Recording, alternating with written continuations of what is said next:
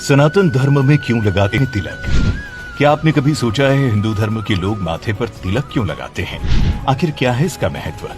आपने कई बार लोगों के माथे पर तिलक लगाए देखा होगा, फिर चाहे वो स्त्री हो या पुरुष। बता दें, सनातन धर्म में ये तिलक आदिकाल से माथे पर लगाने की प्रथा चली आ रही है। हिंदू धर्म में ये भी माना जाता है कि बिना तिलक लगाए कोई भी पूजा पूरी नहीं होती है। धार्मिक मान्यताओं के मुताबिक माथे के एकदम बीच में भगवान विष्णु का निवास होता है। उसी जगह पर ही तिलक भी लगाया जाता है। मान्यता है कि इससे भगवान विष्णु प्रसन्न होते हैं। वहीं महिलाएं इसे माता रानी का आशीर्वाद मानकर अपने माथे पर लगाती हैं। बता दें, इस जगह को त्रिवेणी का संगम भी कहा जाता है, क्योंकि यहाँ पर शरीर की 3 नाड़ियां एक साथ मिलती है। यही जगह मन के गुरु का भी होता है, इसीलिए इसे काफी महत्वपूर्ण माना जाता है। इस स्थान पर तिलक लगाने से मन की एकाग्रता बढ़ती है और व्यक्ति का तेज बढ़ता है।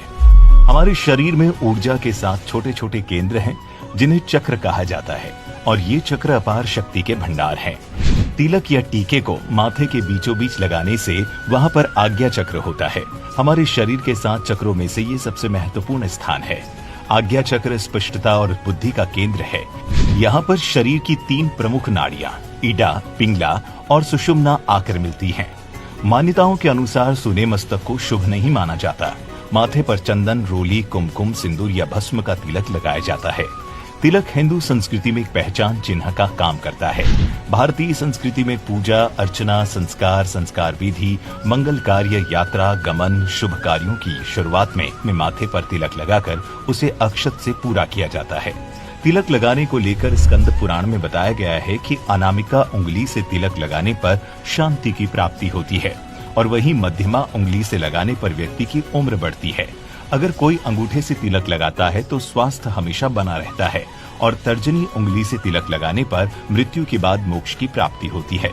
वहीं विष्णु संहिता में भी तिलक लगाने के विधान के बारे में भी विस्तार से बताया गया है। ब्रह्म वैवर्त पुराण में बताया गया है कि अगर आप कोई भी पूजा पाठ बिना तिलक के करते हैं तो उस धार्मिक कार्य का फल आपको कभी भी नहीं मिलता है।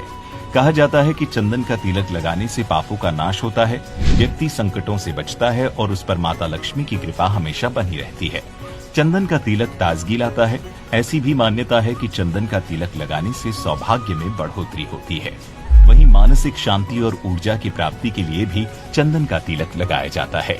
ऐसी भी मान्यता है कि तिलक लगाने से व्यक्ति के स्वभाव में भी सुधार आता है। वहीं केसर का तिलक लगाने से सात्विक गुणों और सदाचार की भावना बढ़ती है। इससे बृहस्पति ग्रह का बल भी बढ़ जाता है और भाग्य वृद्धि भी होती है। क्या आपने कभी ये सोचा है कि तिलक लगाने के बाद माथे पर चावल क्यों लगाए जाते हैं?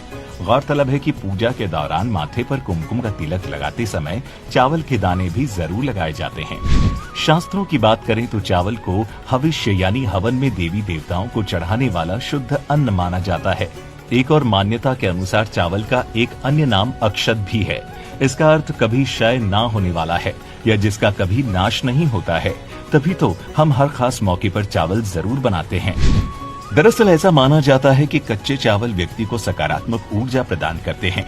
यही वजह है कि पूजा के दौरान केवल माथे पर तिलक लगाया जाता है, बल्कि पूजा विधि संपन्न करने के लिए भी चावलों का इस्तेमाल किया जाता है। आमतौर पर जब आप किसी को तिलक लगाए हुए देखते हैं तो आपके मन में एक सवाल उठता है कि आखिर तिलक लगाने से क्या फायदा मिलता है? कहीं इसे केवल दिखावे के लिए तो नहीं लगाया जाता है? तो हम आपको बता दें कि तिलक लगाने का अपना एक वैज्ञानिक कारण भी होता है। दरअसल तिलक या टीका लगाने से आध्यात्मिक भावना के साथ साथ दूसरों के लाभ की कामना भी है। आमतौर पर लोग कुमकुम, मिट्टी, हल्दी, भस्म और अक्षत का टीका लगाते हैं। कुमकुम का तिलक लगाने से आकर्षण बढ़ाकर स्फूर्ति वाला बनाता है। केसर का तिलक लगाने से मान सम्मान में वृद्धि होती है। चंदन का तिलक लगाने से शीतलता मिलती है।